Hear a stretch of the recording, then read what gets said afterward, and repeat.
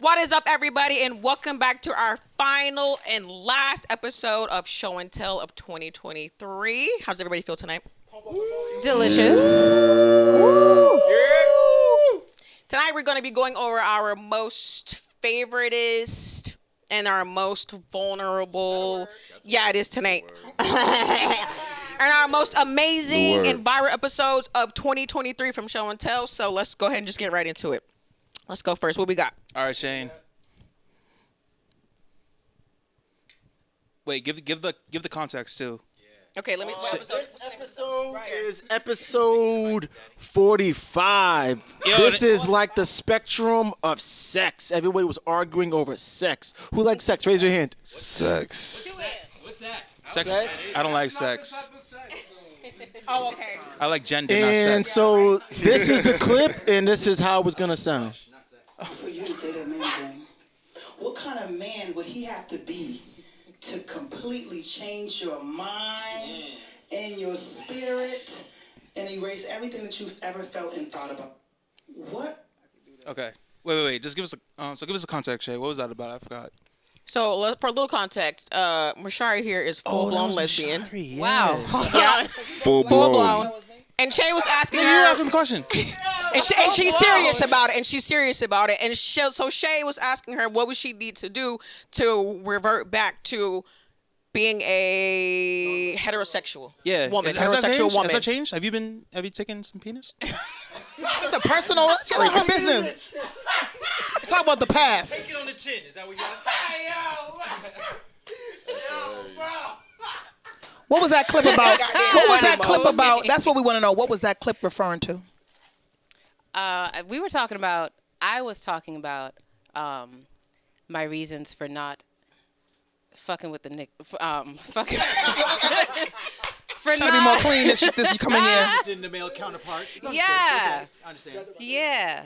So that's what that was about. What was your question? So the question was, what was it going to take? What would that man look like, sound like, Damn, you want deep. taste like, feel like? I don't know. Oh wow. That's a good question. Those are good questions. Now this is really on the spot. You don't even have to answer that. No, I want Yes, to. she You does. want to? Okay. Yeah. Did anything change? You still feel the same type of way? Look at that. This is like Wendy Williams or something. Mad Like they be catching you off guard and shit. What I will say is, throughout this year, I have been pleasantly surprised, and I have a hell of a story to tell in 2024. That is all. Okay. Yes. Those cheeks That got is all. clapped. I'm screaming.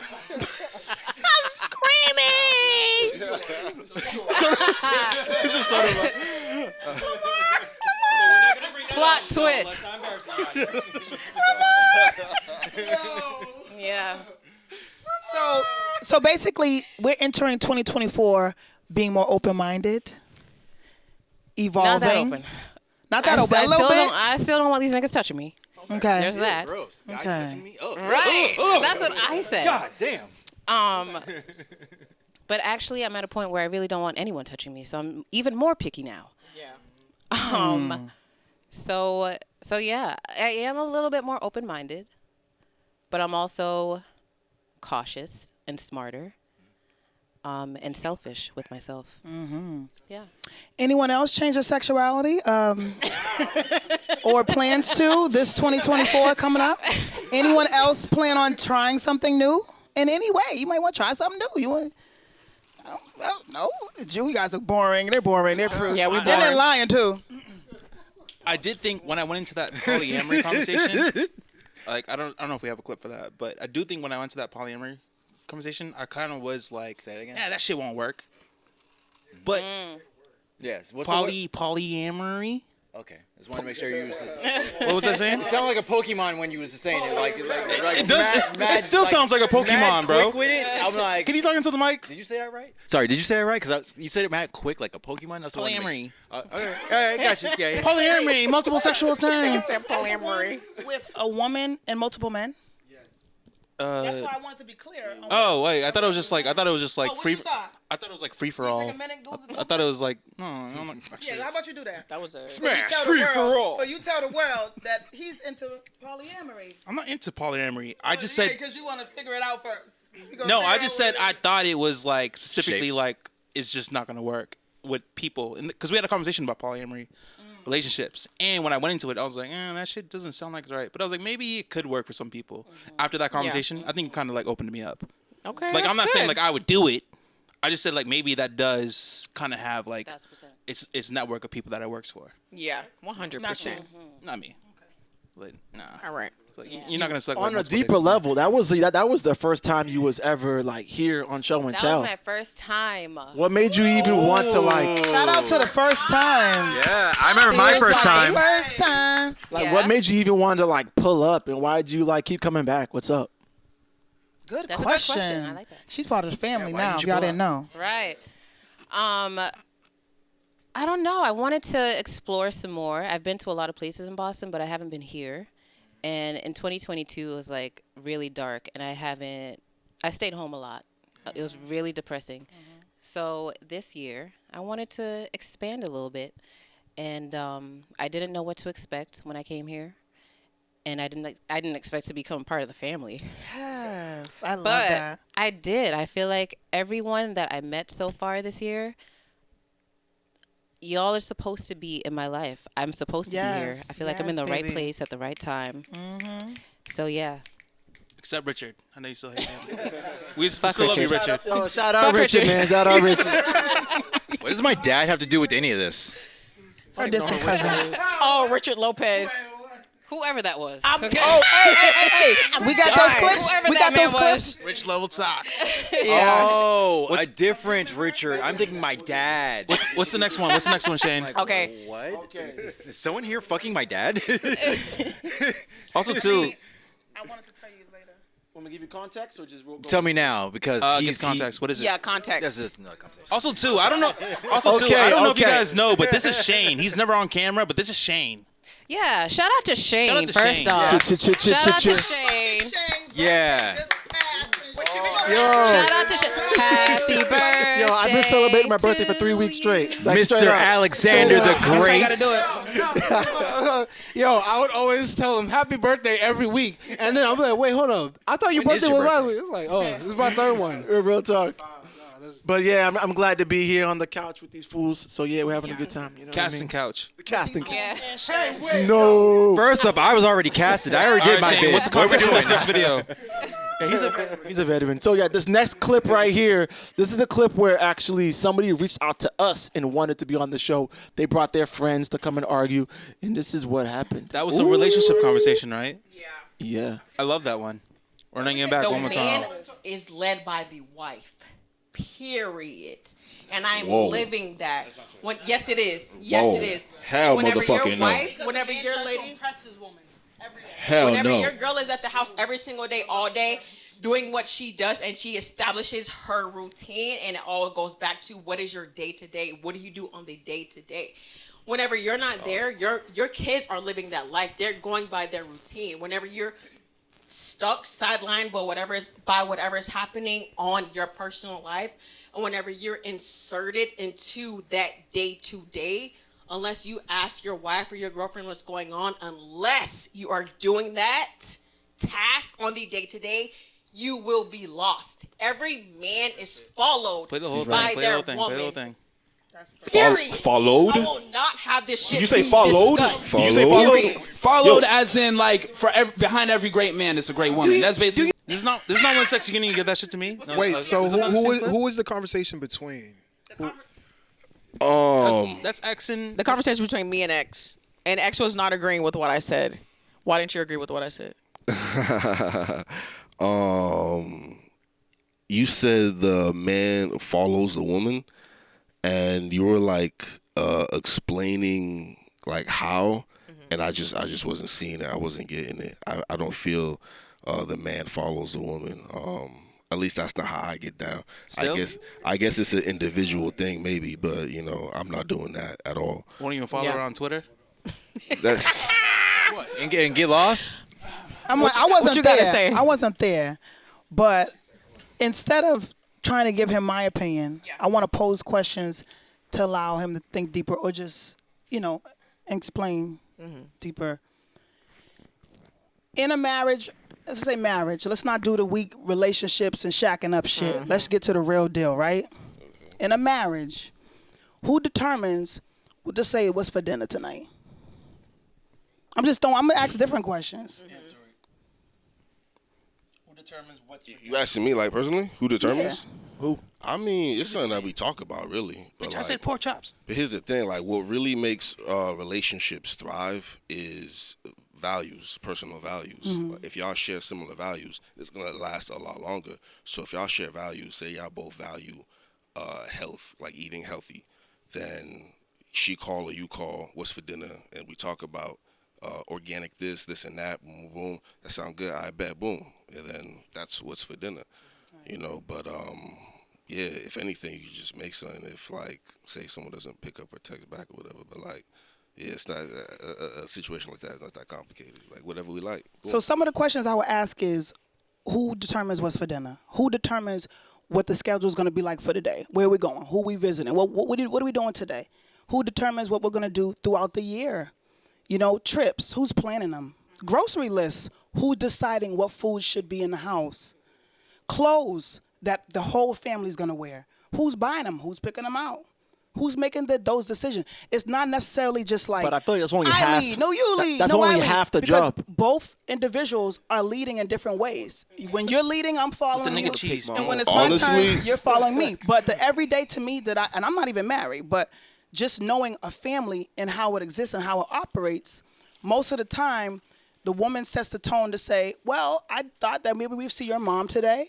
And we would see my mom today. And, James has basketball practice, and we need to do that. And he says, yes, I'll be there, and I'll have gas in the car, and we will How go. many married couples But is like that? the tone of the family is the wife. The house is our spot. That's our domain, right?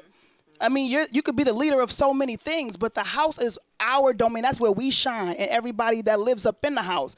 If I say, you're not wearing jeans, you're wearing slacks, we're going to church. Husband says, you got that. Children says, you got that. You know what I'm saying? There are times where she says, you got that. Speak it while you can. The everyday Speak it thing while- about, how you're even going about your day. She's making your lunch. You come home. You expect the house to be clean. She's setting the tone for you. If the house wasn't clean, you become home pissed, disoriented. You had a rough 40 hours, and now the house ain't clean. There's nothing to eat. You don't even know what's happening tomorrow. She's reminding you, your mother's birthday's tomorrow. Don't forget, your dad needs a gift. Your brother, we need to visit him in the hospital. She sets some of those tones of everyday life in a family. That's not You know what I'm saying? That's It's not necessarily like secretary I'm It's like a following secretary her role. because dudes get caught up on like I'm in charge. Hey, remember you got to do this. You didn't leave me to do that. My girl reminding me that I'll go see my mom's. That's different from leading. But, like, the things you were talking about earlier, like what's for dinner, what are the kids wearing for school, this and that, all these things. That sounds like a group effort, honestly. Like, we sit and we talk about that. We go together and buy clothes for the kids. We go and get groceries together. If you got time, because you're working, right? I You're know, the man. but if we are all doing different things, then she might get groceries while I get kids for the clothes. But, like, when it comes to who's deciding these things, again, I feel like it's a group effort. But when it comes to certain things, I feel like the person who's deciding the majority of these things are the leader. So, again, it depends on the relationship and the people involved. But to me, leading is making the majority of these decisions. But, of course, it's going to be a group thing. You know what I'm saying? There's times to lead. There's times to lead. There's times where a wife is saying, where would I be without my husband? And there are plenty of times where he's saying, where would I be without her? If she didn't tell me this, if she didn't do this, if she didn't tell me to go to the doctor, because men don't go to the doctor, right? A lot of married men live longer, and it's the woman telling you, go to the dentist, go to the doctor. There's times where we lead. That's all I'm saying. Man, like, If you think a woman ain't leading you, be in a marriage, see a long enough marriage to tell too, right? Because things don't be lasting long enough to even sometimes have an opinion on how it went. It went south in the 2 years. You don't even know what it's supposed to be like. You know what I mean? One thing I want us to stem away from as a podcast next year is getting into the conversation of what people's roles are, as if everything is a generalized idea. Because I feel like I love you. the one thing that we should be from that episode and from a couple of other episodes, I felt like we should be promoting partnership and what that actually looks like, exploring like what a healthy balance looks like, because we get caught up in who leads, and then who leads does not determine the success of the family. It's what works. You know what I mean? And that's what was happening in a lot of those conversations, and even for that episode. So that's something that I would like us to do as a podcast next year, is promote, what does it look like to be a healthy, whole, well-balanced group or partnership? I agree. Be the energy you want. Anyway, last thoughts on that one?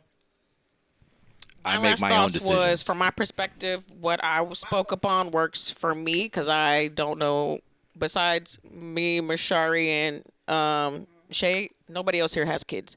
So nobody else here has... Excuse me? You got kids, Lamar? Excuse me? You got kids? What? You have kids? What?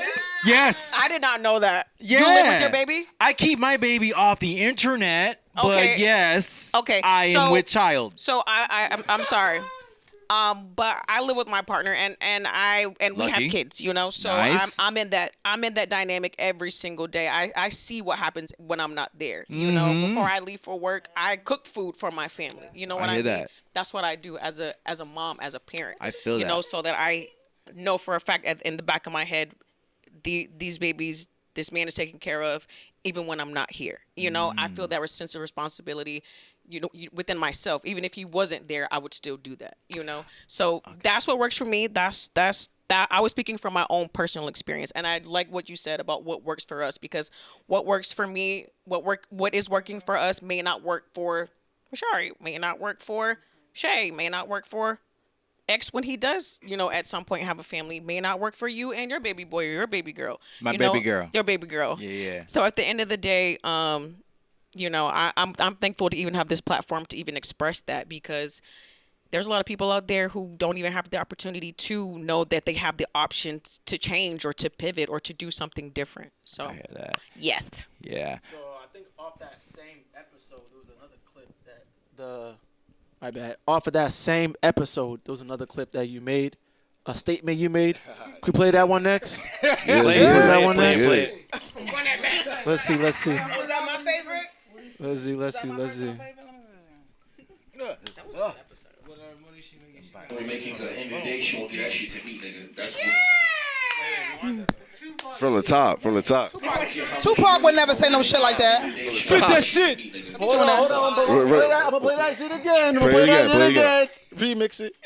I don't care how much money my woman making, because at the end of the day, she won't get that shit to me, nigga. That's what's up. That's what's up. That's number one. Bye. Number I two, promise you, that's what's if a up. woman has kids and she has money, if she She gonna loves get that you, shit to me. she will keep you. If she field, don't bro. see it, If value she don't give for it to you me, in it's a the problem. relationship, She will That leave, nigga right because there is there have been sick studies in shown the that head. if a woman has kids and she has her own money, Who's she don't featuring need on a this nigga. track? then I won't fuck with her. have- Period. Listen, That's if okay. a woman is making more money than me, Okay. But Honestly, just your that bars, girl I'm was like, triggering. woman is Maybe rooted was she? in the money, like You think so? like you My gotta. nigga Yo, said I just don't say know it. what you talking about, but her value is money. I don't know what you mean by that. What did you just say? I You said if she that your making girl more money makes than more me, money than she's you, giving then it to you're me. Done, right? I didn't say I'm Not done. just I said say she's that. giving it to me. That's what I said. Okay, she's giving it to you, but why does she have to give her money to you? Because I'm the head of the household, I'm the leader. And not only that, women are bad with money. That's why. But if she makes more money than you, is she not the head? Oh shit. Okay, X. that last statement about women being bad with money, that was very overly generalized. So some of that, I was like, okay. But the rest of everything I just said, I still feel that way today. You I'm not standing on taking none of that business. shit back. You standing on Standing on business. it So all since day. I wasn't there, and I'm quite curious what you mean by that. No, can we let the Specifically. brother all of that? What do you mean? All of it. All I of mean, it. the main part is if your girl had money, she would give it to you. Not that You want to know why? it would be in a joint account and you both would enjoy Why, it. Lamar? Not that it would Why, go into Lamar? the house and the bills. Not that it would be, she also- would just give it to you. Because also too, that clip received like a lot of backlash with people saying like this dude is fucking tapped. I read those. It was hilarious. Like this thing I is loved fucking it. I crazy. loved it all. Yeah, It the was comments great. was I coming loved at it. her, et cetera. It was amazing. Yeah, that made me feel real special. I was feeling that. So what you mean? Do you mean just by sharing it with you? agree with X though? How many people here agree with what X said? Like what? Okay, That's a very good question, Yeah, I actually. want to know who I agrees. want to understand Like- what am I agreeing to? Yeah, what are we? Yeah. What I said, shit. No. The specific, like, stand on it and say, like. So no. what Here we are go. you Here we go. saying? Here we go. Here we this. We gonna do it like this. I'm your girl. I just got paid. It's Friday. I give it to you. I mean, If it's more. Yeah, elaborate on that. Look, and I could give it to you, but what you gonna do with it? That's the question. I'm gonna give it to you. Then what? better You gonna not buy get some in- sneakers? You better gonna gamble? not You gonna go fucking with get- your boys to Vegas? You better not get some dinner, bro. And I'm like, is this all right, is this all like right, a all right. DV situation or something? Like, Like, here's the thing. When I was saying that, I meant that. I did. But what do you mean by I that? feel I'm gonna get into that. All right. I feel like there's not enough context for the video. Like, there was a lot of energy in the room. There was a lot going on, and I said that and I meant that. But because of the heat of the moment, I feel like I wasn't clear enough. Because women walk up to me and they ask me this: "Hey, I saw you on Show and Tell, and you said you won't give it." I'm like, "Yeah, I said that." And then they ask me about it, and then I break it down to them, and all that heat go away, the smoke go away. They go, "Oh, okay, well, that makes a little more sense." So I feel like in that brief moment, I guess I couldn't really expound on it because of just how fast things was happening. Everybody wanted to talk and shit. But when you said joint account earlier, basically it's exactly what I was talking about. So earlier we were talking about leadership and we were talking about different ways of doing things. And that's actually why I said, when I said like I don't be led by nobody, and I said that's how I get down. Because other people get down differently. That's why I put that in there. Because you're right, like there's different ways. Everybody's different. What works, basically. Because of where I'm coming from, as the leader of, like I said, leader of the household, I feel like certain financial decisions that'll be for our benefit should be, of course, a group discussion. But as the leader, hey, this is what we're doing. We're going to do this, and we're going to do this, and we're going to do that. Now, when I say she gives me her money, I don't mean like her whole check. I feel like we should all put money in an account and invest them into different things. I feel like we all should have our own businesses going on. I got my own business or businesses, and they all have their own shit going on. Or it could be a collaborative thing. It depends on who we are, what we're doing. And we get these things moving at the same time because we have more hands on deck. Multiple heads is better than one. We put the money together, put the business together, and make things happen. That's what I was thinking when I was saying that. But and you talk about your girlfriend or your wife? I need to be clear. Really and I'm gonna be depends clear. on- Anytime we talk about relationship, I'm gonna be clear on those two distinctions. Girlfriend showing Because it's two shouldn't have to different do worlds. shit. It depends some on girlfriend don't got to do some shit. brothers be asking for husband shit, and you ain't putting no ring on it. So you want me to gamble my life and my money with you? You wouldn't want your daughter gambling her money and her life with a nigga who course. hasn't even made it official or hasn't even made this promise to God or to the state of Massachusetts that she gonna give me her check. And I promise God and grandmama and everybody here that I'm not gonna make her regret that decision. yeah, well, You know what I'm saying? Me personally, it depends on our level of seriousness. Like if it's someone I'm just talking to, of course not. But if it's like we've been together for a very long time, we know each other very deeply, we know each other's dreams and goals. Like the type of person I am, I'm a workaholic. Like my work and my passions is a very important part of my life. So I always saw myself in like a power couple dynamic anyway. So it's like work is going to be a part of our lives. That's just how it is getting with me. Again, everybody's different. So it's like, You have anything else to say to that? If you ain't married, Lamar. keep your money, ladies. So Brothers, one thing keep your I money. That ain't your girl. understand is that, you know, being financially retarded can go both ways as far as male and female. Irresponsible, financially irresponsible. Excuse me, financially retarded. I got to be PC about said that. What he said what he said. He said what he Exactly. said. I will He said stand what he on that. said. If you got something, fight me. Anyway, financially, think about what I said. Financially Think about what I said. irresponsible. Think about exactly what I said. Right? Financially illiterate. Financially. Anyway, if you are, that can go either gender, like male or female. My father is the most financially retarded motherfucker I've ever met. However, all the money is given to my mom because she's actually a savant when it comes to money. She worked for many banks and she now works for the state in the financial district. So she knows how to save that shit. So my dad gives his money to my mom. But that's what marriages be doing, though. Exactly. Like, So I know it's ex be like, whomever. no, it's like this, and But I'm my like, thing yeah, is like, a lot he of says homes, whatever. it's like this. My thing is like what realistically work is whomever has a responsible. is whoever is adept with finances should be the one who actually like holds and makes all the investments and such as that. That's all I'm thinking. It doesn't matter about gender if you got a dick or vagina. Like, I agree. what the fuck ever. I don't give a fuck about that. It's about your brain power. As a if person you can got that. has actually been married before. Talk to us. Talk to us, girl. Yes. Lucky. Married early, right? That early marriage. That shit hit different. I was the one that was put that in there. responsible. Yeah. I was more responsible when it came to the money. Yeah. He didn't give me his check. I didn't even want him to. But I was the one that directed, like, we need to do this. Yes. This needs to be done, blah, blah, blah. I kept a list because my brain is that way. Yeah, I And feel his that. brain is not that way. I respect it. So, as a person that's been there and done that and got the receipts. Yeah. Girl, it does talk not it, girl. depend. Leadership can look different for just because leadership looks different for everybody. Absolutely. And one person can't do Everything. all the things. No.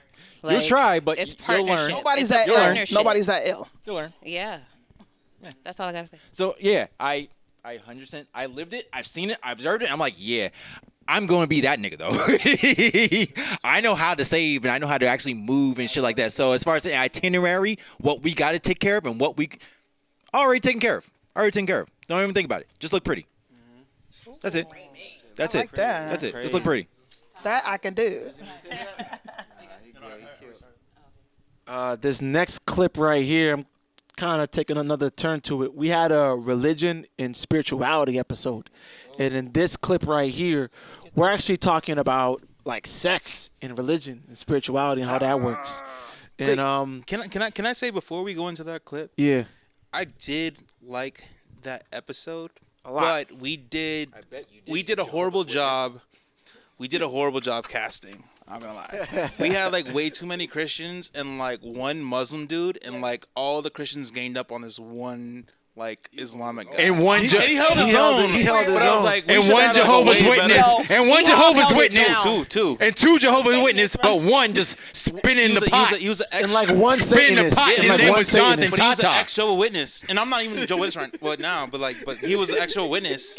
But it was like, but it's still all I'm Christian not letting that denominations. slide. And Yeah. there's this one Islamic guy.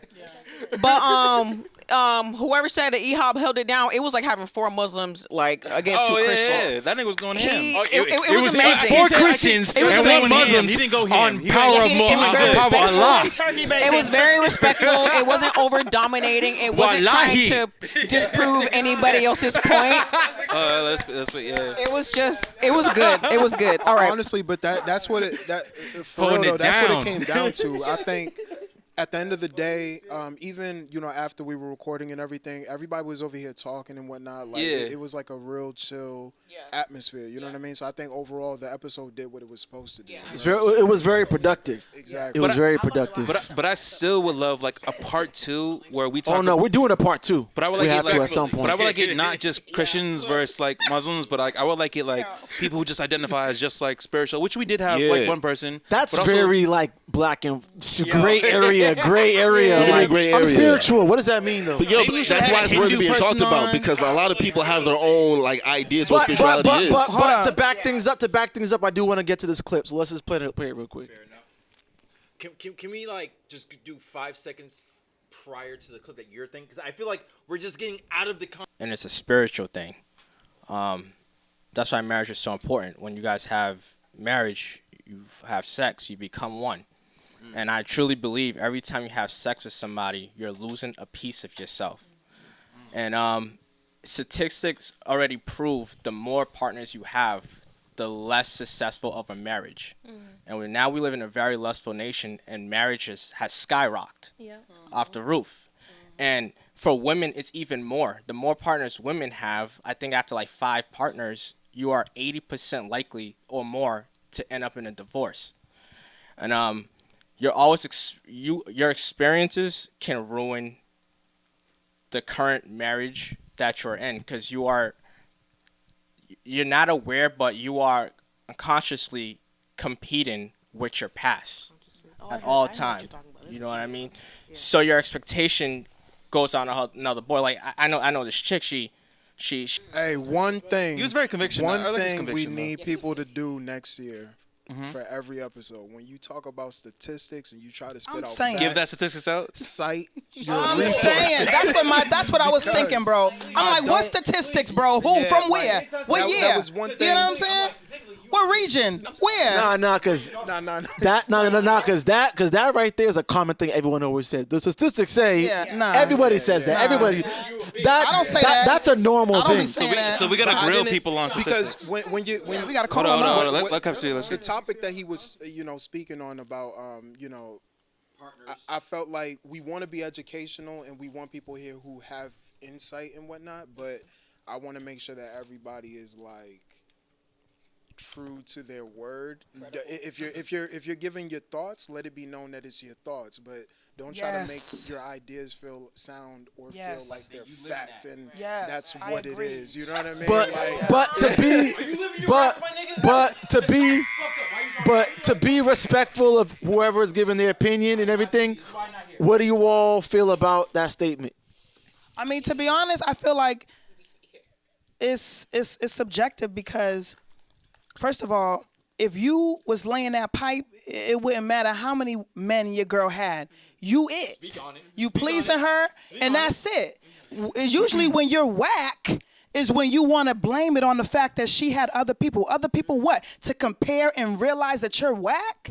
To understand that Tony was hitting it, or Tony made me feel better, or Tony actually took the time to please my body in ways that I want, and my husband is just hitting the same spot for 5 minutes or whatever. So now it's my fault. I had too many bodies.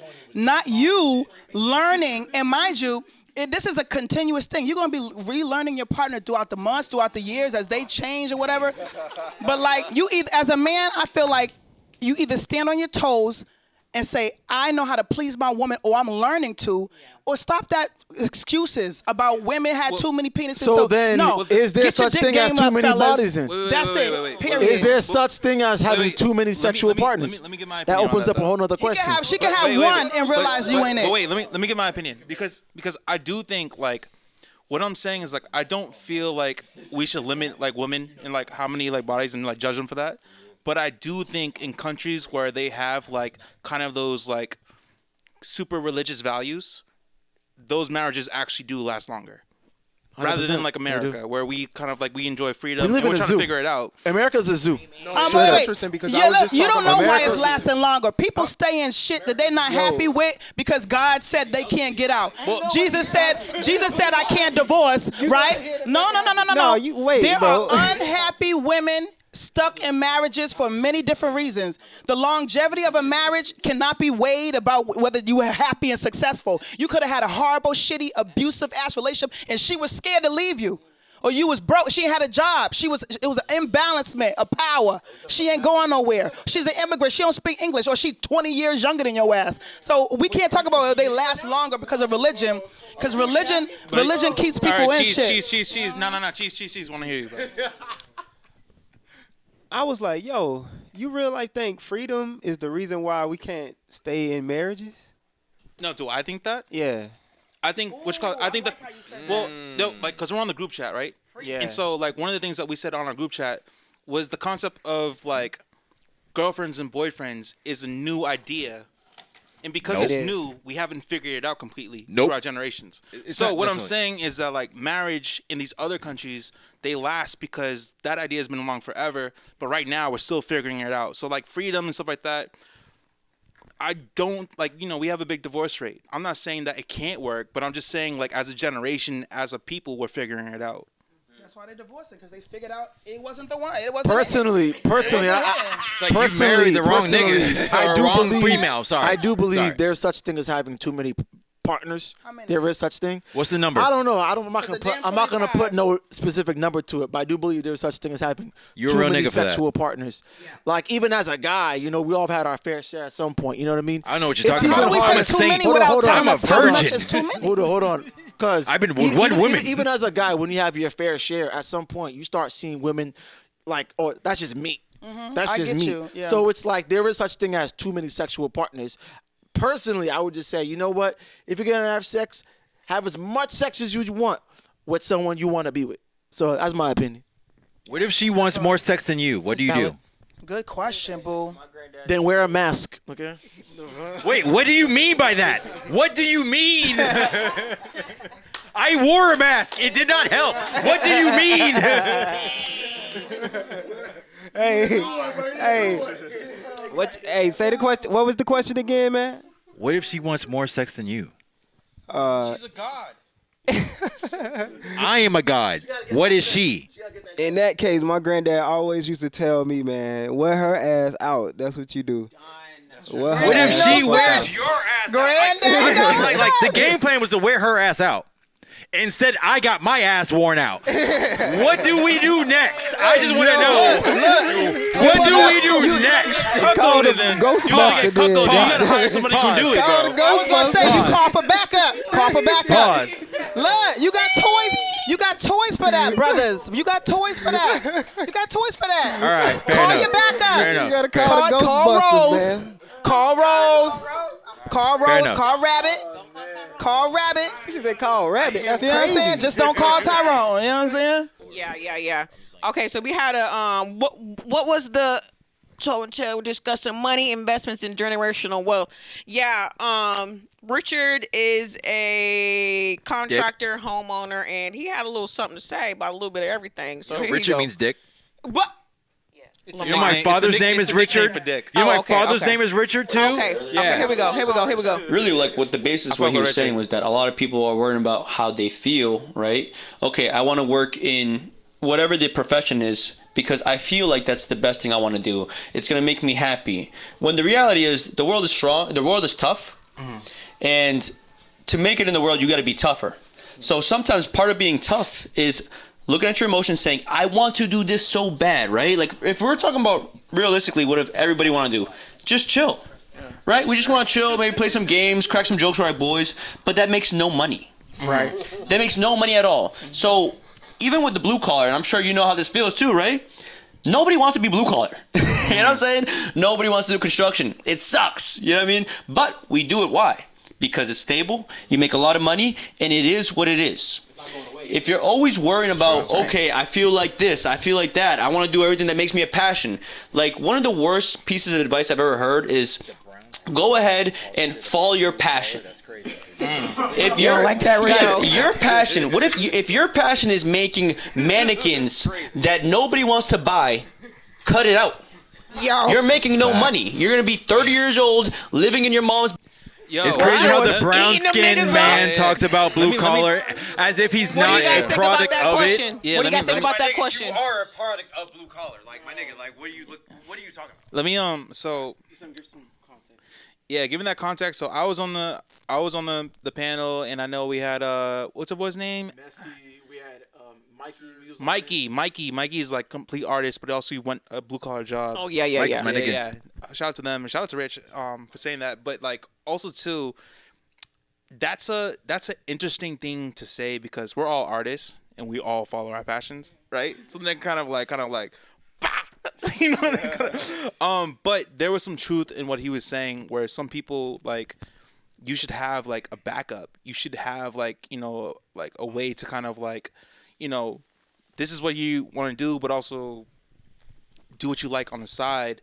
But some people do follow their passions and end up nowhere. You know but what I mean? like, here's the thing though. Sometimes when it comes to hustling and being creative, sometimes you have to be a professional problem solver. So if you're selling mannequins that's not selling, that's a problem. Yeah. So as a professional problem solver, what do? You solve that problem. You need to figure out a different way to sell your mannequins. Why aren't people selling my mannequins? That's a problem. Okay, the way I've been doing it's not working. So how about if I do it this way? How about I do it that way? What if I do it like da-da-da-da? What if I use social media? What if I da-da-da-da? What if I'm, you know what I'm saying? Like you have to find a way. Even if you're entering a market that's oversaturated. Like just because the market's oversaturated doesn't mean you can't be successful doing it. You just have to do it in a different way. Yes. Are you going to stand in line and wait to blow? Or are you going to find a side door? So it's like that's part of the hustle. That's part of the creativity. Why tell somebody not to follow their dream? You really want somebody in a dead ass job that they don't love and like they're miserable as fuck. But hey, it makes me lots of money. To a lot of people, having lots of money is not life. It's not riches, not wealth. Bob Marley said it the best when somebody asked him, do you think you're wealthy? He's like, well, what do you measure as wealth?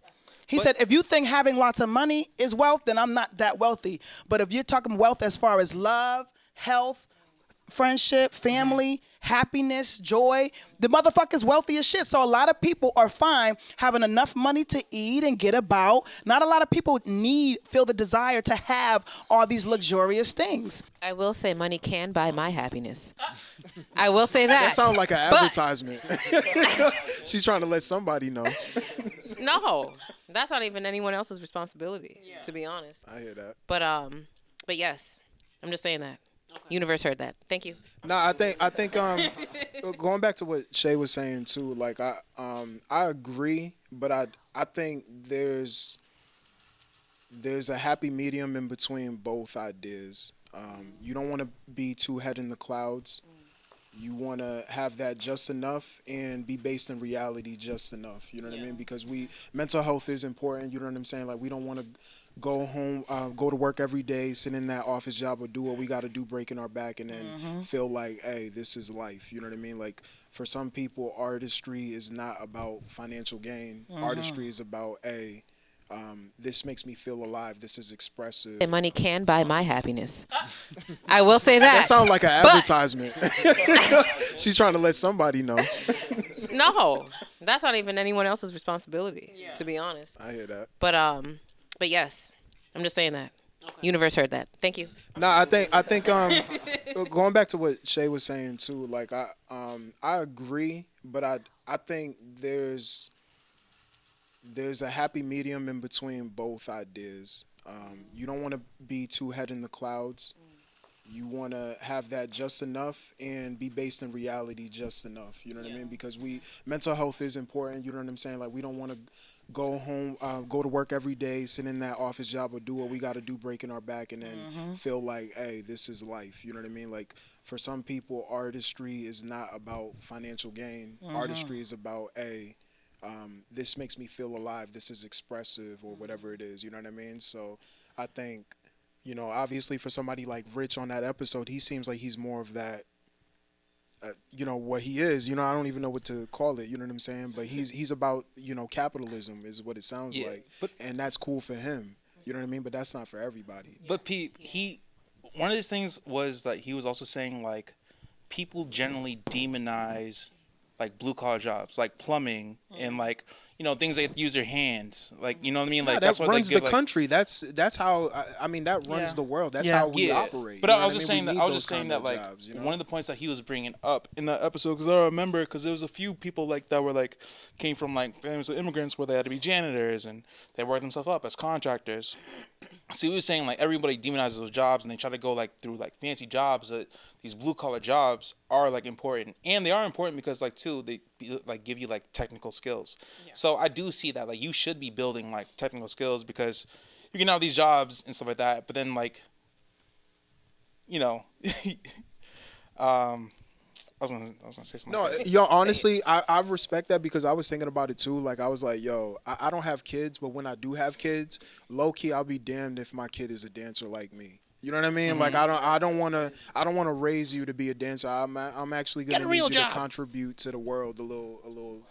Damn. And the reason why I'm a dancer, that's like from my background and where I'm from and everything, that literally mentally took me out of the place that I'm from. I didn't have the resources and the guidance to actually become a plumber or to become XYZ. You know what I'm saying? So dancing took me out of that space. But if I went back and everything was actually set up the way, a typical healthy family household was, I would want to be and focus on something instead of focusing on the bullshit. You know what I'm saying? So I'm working my ass off right now so that when I have kids, they could focus on being contributing people to the world. You know what I'm saying? In a different way. You was a dancer, my nigga? Just know that. Where was you stripping at? Done. Damn. Can I tell you one of my favorite moments is when I was co-hosting with Kev and we had an artist on who said that they were a dancer. And they were an exotic dancer, and Kev thought she was talking like she was like a actual like battle dancer. He was like, yo, He thought they was a crump dancer. He thought there was a full crump dancer. He was like, no, like I'm a dancer, like a real dancer. I make money off this shit. And he's like, yeah, me too. And he's like, no, like I'm a exotic dancer. He's like, yeah, I dance exotic too, nigga. He's like, yeah, chill, get off, nigga, battle me. It's like, whoa, wait, hey, yo. I genuinely thought she was like, because she kept saying that I'm a dancer. I'm like, oh yeah, like I'm like getting amped up, like nigga. Yeah. Wait, hold on. Listen, wait. Tata, I think Tata got the hint But that no. I was like, he knew I wasn't there, so he was like, yeah, so stripping is, and I'm like, oh, fuck. And believe it or not, my dad is a stripper. My mom was a go-go dancer. That's how they met. All right, that's I enough. still have to That's battle enough. my dad. I still told this nigga like, yo, I gotta battle you, bro.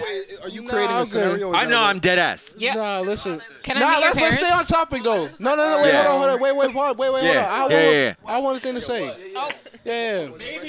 Most got something to say. Go ahead, Mosey. Yeah, but no. But yeah, I agree with everybody's point. And also we gotta keep in mind, like Richard, he's not a creative. He's not an artist. Right. You know what I'm saying? Context, So, like, context is everything. I mean, like that's another thing. Yeah. Like we're actually living, breathing artists, right? Yeah. So we live and breathe art. You know what I'm saying? So like, and I know a lot of friends who are like entrepreneurs. They make money off of touring. They make money off of performing. You know, they have merchandise. It comes with it, and there's nothing wrong with it. The struggle, the hustle, it comes with it. It's hand in hand. But I don't like people who kind of like talk down or shit on another person's like occupation. And Shane, like you always say, like sometimes it's easy it's good to take the meat and spit out the bones. Wait, what? Whoa. I said that gay. Y'all is so I don't remember saying that. Bro, what you Eat the meat. Eat the meat. Eat the meat. Eat the meat. Bro, that's a bad. Eat the meat. We hear you. Stop. Eat the meat. Eat the meat. No, listen. Eat the meat. Wait, hold on. Go ahead. Yo, don't play me like that, bro. Yo, man. Yo, bro, take a drink because of that. Take a drink. Take That's a all shot. you, bro. No. I didn't say none of that shit. No, shut up. No, stop. No, listen. You know what I'm talking about. Like, like sometimes you don't. The messenger. It's all about the messenger. You know. But you know he has the right to have his opinion. Everybody has the right to have their opinion. Everybody talks shit about it. But you know what I mean? That's no skin off my nose. What you eat won't make me shit. I'm gonna do like what did Mikey say? He said, I don't give a fuck. I'm an artist. I'm gonna keep on creating till I die. That's that shit I stand on. From where he's coming from, he's definitely. I'm really sorry. From where he's coming from, I don't think that he's wrong. You know what I mean? Yeah, from where he's coming from, like he's not like he's a logical person, and I get that type of thinking. You know what I'm saying? It's just I could see on the flip side how an artist is gonna look at that statement and be like, wait, you're thinking about capitalism. You're still in that state, and that's not where I'm coming from. You know what 100%. I mean? So that's all I'm saying. Mind you, the person that he told to not follow the passions, like, it really depends on who the person is. Because that person he told not to follow the passions, if they did, like, who knows where they would be.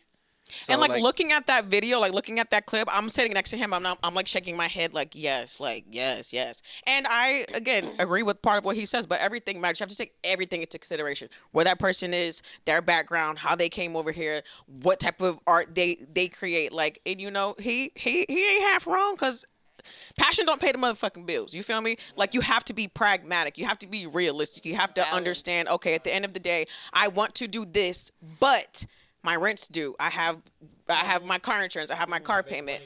You got to how can I make money with this, or what do I need to do during the day so that I can make money at night, or what do I need to do to make money right now so that I can do what I want to do. There's a way to do everything, you know. And Richard ain't motherfucking wrong, but neither are we, you know. The mannequin shit was mad funny though. I'm not gonna lie. The nigga said mannequins, bro. When you have money, you start thinking about money differently. When you have money, you start seeing things differently. You're like, wait a minute, I have money? Yeah. I want more of this. Yeah. Okay, this is how I'm gonna do it. So I get where he's coming from. Yeah. When you have money, and then when you have residual money, and that's another when you thing have that he was residual saying. money, bro. Yeah. That mentality. Yes. Is, like you don't think about like, oh, next time I get paid, it's like, no, bro. Yeah. I already have it. Yeah. I already have it. There's You know? no like when I get paid. It's like no. Mm-hmm. How do I spend this money so I can make more money when that tax back, comes back? Come on. Is double. That's how your mentality's thinking. Yeah. So you're like, I'm gonna give away all this shit. But people thinking, oh, you actually part of the community. It's like, nah, I'm just trying to make money, bro. On the back end. Another thing that that episode on money did for me, like.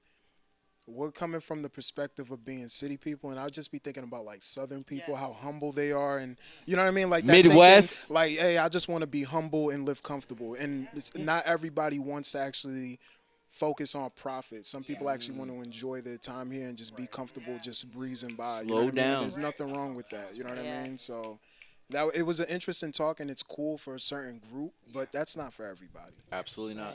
One of my favorite episodes. But I make money though, don't you know what I mean? Like I make money. I make money, nigga. So I'm just saying. But you know what? I'm a prime example of that because my job as an educator pays the bills, and I love what I do. But I really want to try something else, right? But I'm not. OnlyFans? You know why? Because my job pays the most. My job pays the most, so I'm not going to do what I really want to do. That'd be logical. Or I'm scared to do what I really want to do because my job pays the most. On top of that, you got benefits, you got health, you got dental, you got all these things where people, you'll be a fool if you let go, right? Unless you have a real solid plan. But I know that my time will come where I no longer care about it because I'm getting close to it. I'm not waiting for retirement. I'm not waiting for 65, 70 years old to walk away with my money and do what? I'm trying to do that soon, like in the next decade or less. You know what I'm trying to say? So, you know, I don't know. Do what makes you happy, y'all. Do what makes you happy. I respect that. How often do you use like Thank you. your health benefits and stuff like that?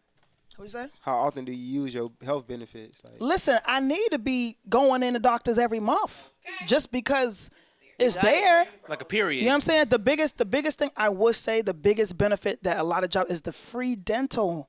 Free dental, bro. You understand? I have 4 teeth removed out of my mouth and there is no bill. And I have friends making jokes about going to taking trips to Guatemala for a root canal because you can't afford the bill, but you need that tooth out. You know what I'm saying? I mean, jokes about marrying me because what? You know, you got the family plan. Everybody could get crowns. Everybody could get braces. What you need? You need your overbite turned into an underbite? Free. Or maybe a $20 copay. That's a big ass deal. That's a huge deal. And a lot of people are neglecting their dental hygiene because it ain't free. You know what I mean? So again, there's a lot of people. If I tell my mother right now, I'm thinking about, what about the, you know what I mean? I'm like, I know, and I don't want to keep being reminded of that. Eventually, I need a plan to get to where I truly want to be. You know what I'm saying? And I love children. I enjoy it. But, you know, I'm over reading these same books all day. And there is more to who I am that I want to give a try. I want to be a business person. I want to own a business that may not have nothing to do with children. You know what I mean? And I don't know where to begin because we're here. We're going to be here for what, 20 years? Like, that's a long, what are we doing? What are we doing, Shay? I got to figure it out. Okay.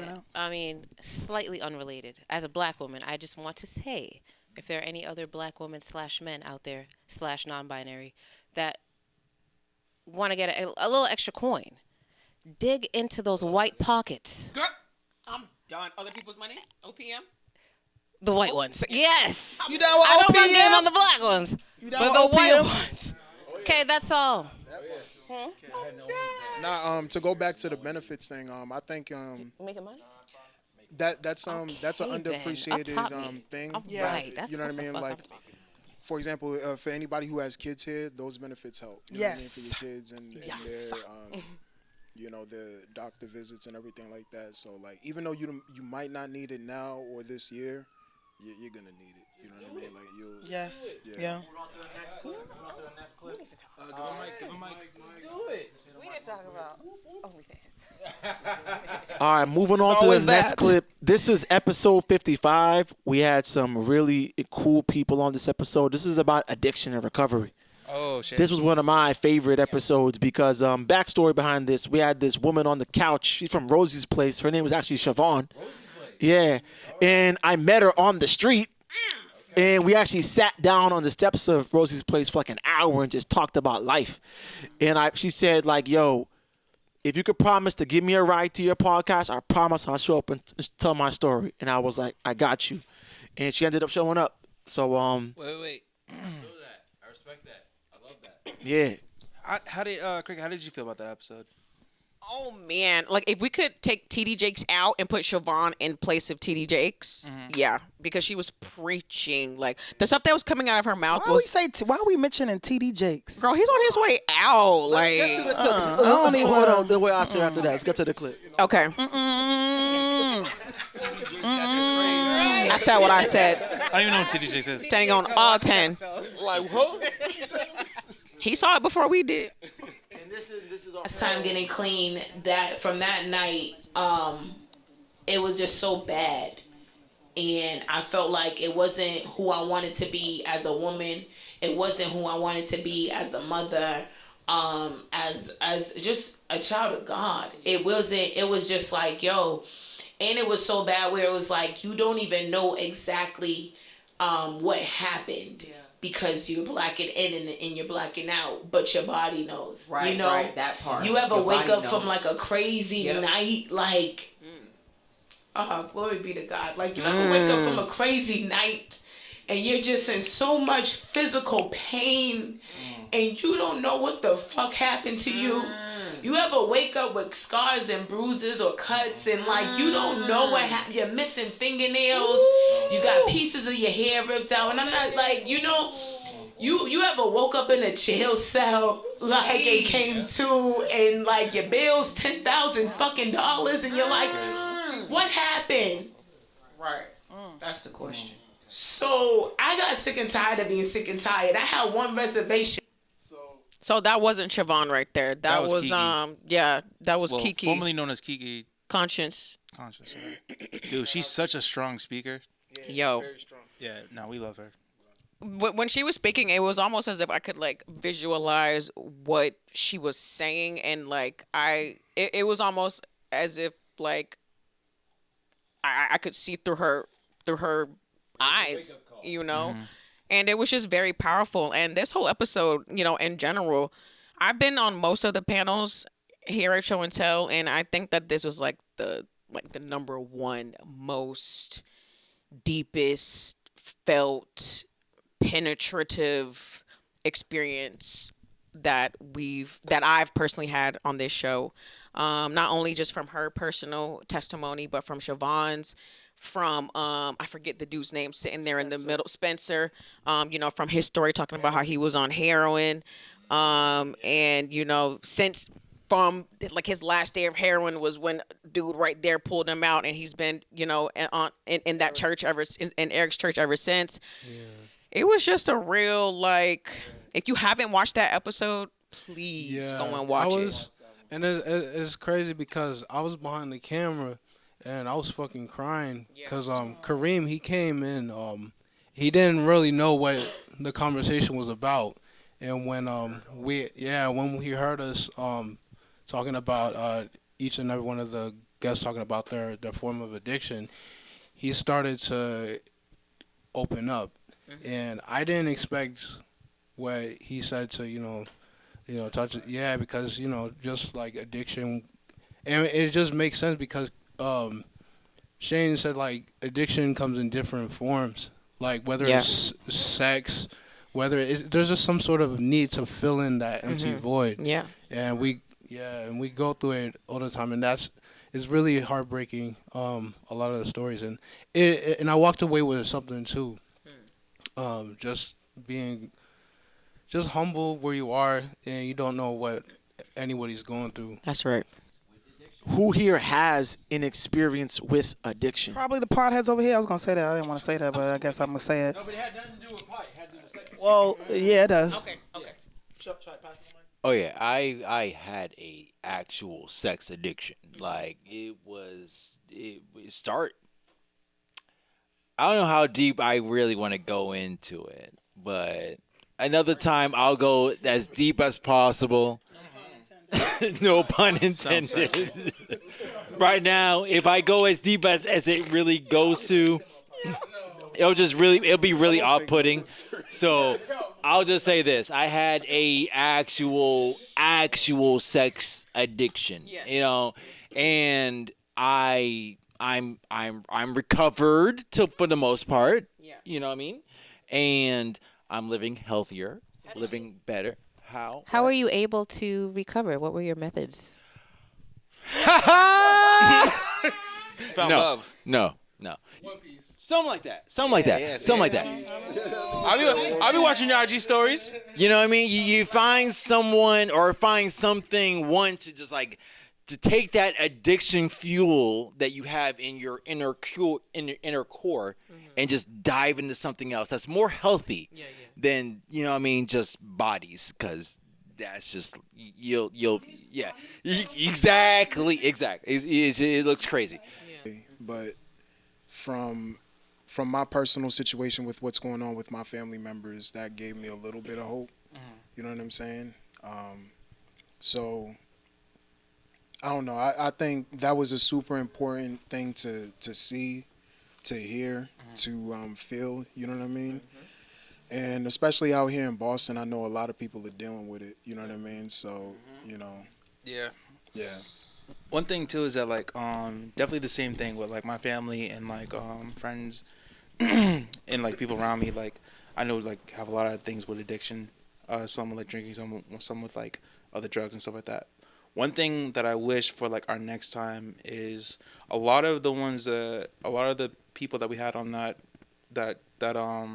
panel were like Christian based or religious and faith based. But sometimes, like, especially people that I know that I'm talking to, like, they're not really maybe receptive of, like, faith-based healing. So I would like to, like, learn how, like, other people can go about facing these things through those things. So, like, I hope we have this conversation again. We're able to tackle those issues, like, through different perceptions and different ideas. Yeah, for sure. Oh yeah, I had a actual sex addiction. Like it start. I don't know how deep I really want to go into it, but another time I'll go as deep as possible. No pun intended. Right now, if I go as deep as it really goes to, it'll be really off-putting.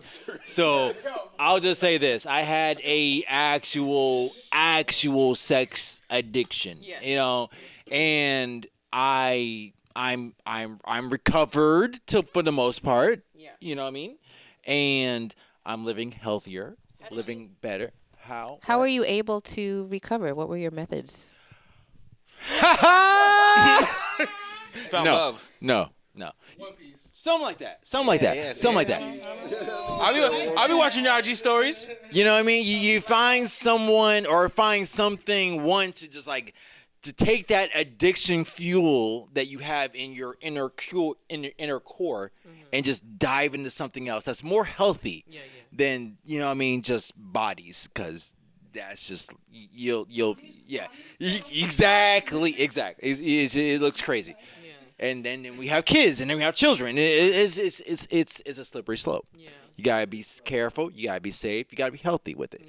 So now finding a balance with everything and finding someone who's able to really like handle, you know, and well, I don't want to say.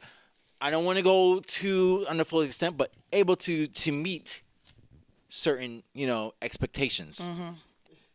But you see how important it is to find a partner that can please you sexually, mentally, emotionally, can change your addiction to sex. Oh, yeah. And do you think she had 5 bodies, or you think she had more? What do you think? I think she was okay. If you want, okay. No. She changed your motherfucking life. She changed this man's life. Let's stick to the addiction portion. Here's the So thing. we got some real. Let's stick to the addiction Shout out to portion. her. Do you honestly think that I'm worried about her number? No, definitely not. Versus You seem my like a very number. secure man. Do you really think I'm worried And yo, about? Like, honestly, she can't to add compete. to the Clearly, it addiction takes a thing. real woman to do that. And to like add to the addiction thing, I don't think a lot of people really She know can't how compete. bad it is really out here. Just last weekend, I was right there trying to drop off some stuff at the hospital, and I went across the street on this little facility thing, and it was like an episode out of some crazy anime. How many homeless people and drugs I see. I thought I was gonna get attacked. You know what I mean? It was crazy. And usually, you drive by it. Oh yeah, there it is. It's kind of like a freaking zoo, pointing at the animals. But like when I was actually in the middle of it, I was like, this is actually insane. So there's an actual real problem out here when it comes to addiction. So Yeah, right in our neighborhood. We're Yeah, in it's crazy. Roxbury, and Melina Cass is what do they call it?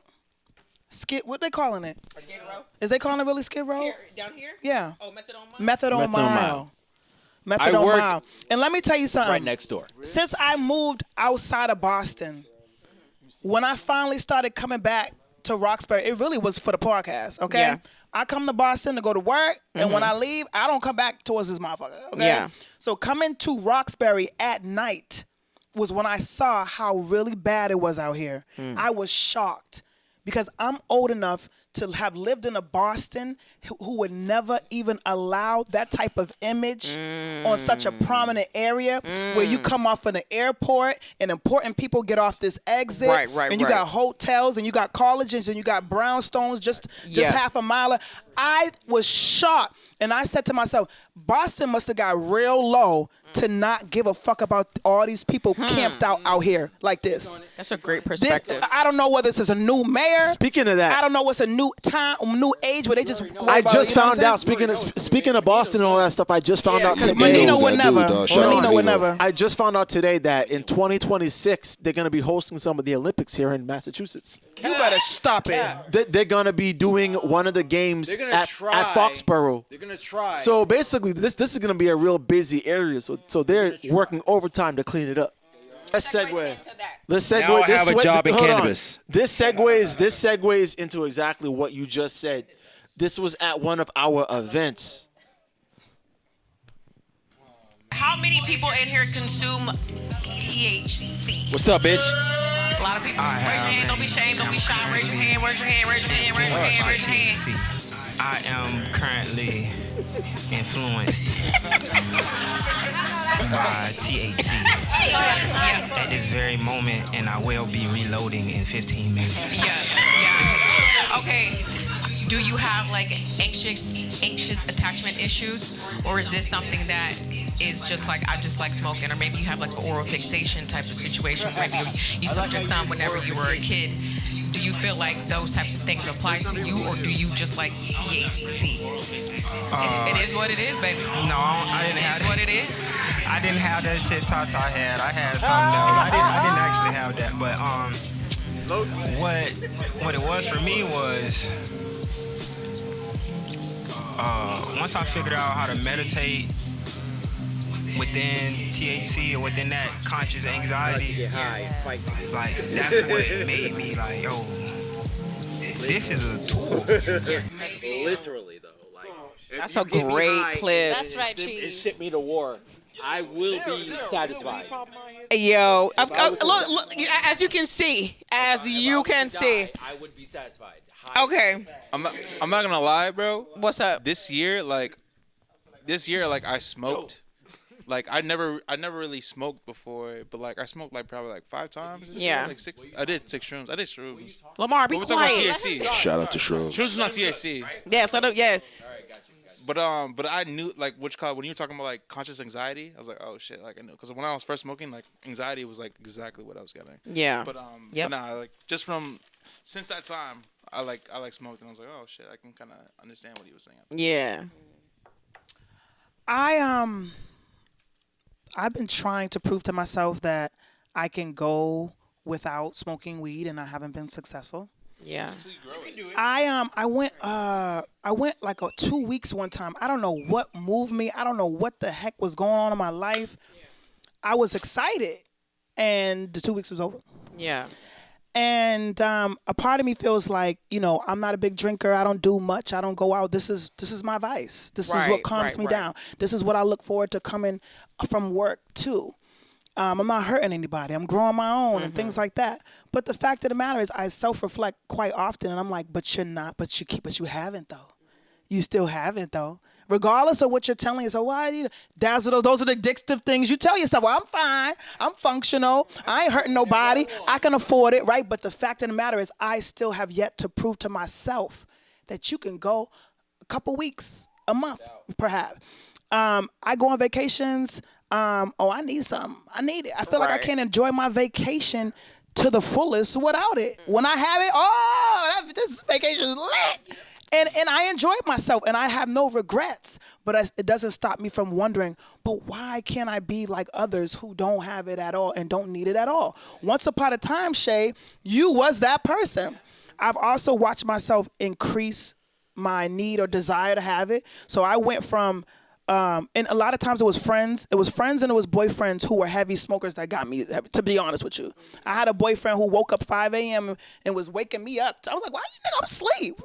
Who wake somebody up? Smoke this bitch. To I hit done the wrote a whole blunt, right? 3-5. And then look, who sleeps? Who and everything. But it's like who smokes so early in the morning, right? All of that, right? Until I learned it's wake and bake, right? Until I'm waking and baking now. I went from talking mess. Who does that?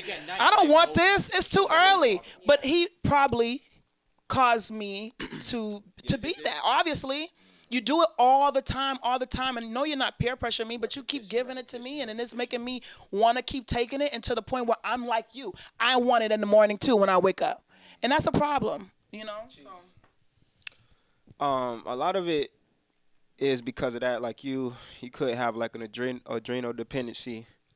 And it could be something that you dealing with on a hormonal level, like because a lot of us become dependent on things because it helps balance our hormones. So your adrenal gland, right, your adrenal gland is gonna take that as like a balanced field.